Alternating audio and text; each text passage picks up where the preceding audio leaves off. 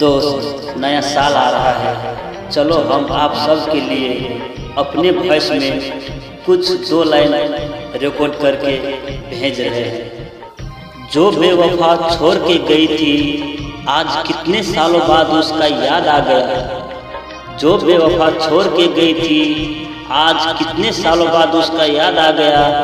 यारो, आज जब सुबह रजाई उठा करके देखा तो नया साल आ गया। चले जाओ चाहे जितना दूर तुम, मगर दिल से दूर मत जाना। चले जाओ चाहे जितना दूर तुम, मगर दिल से दूर मत जाना। मुबारक हो आप सभी को नया साल, आओ मिलके गाए कुछ गाना। हरे पेड़ पौधे हो, फूल हो रंग बिरंग।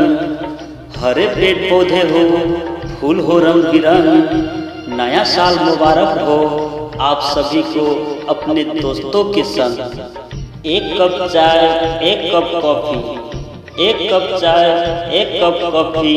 हैप्पी न्यू ईयर दोस्त, तुम ही तो हो मेरे सच्चा साथी। अगर ये हमारा 2 लाइन शायरी अच्छा लगे तो प्लीज आप अपने दोस्तों के साथ जरूर शेयर करें। हम छी सब तरीके छोरा। Wish you happy new year, you and your family. Thank you.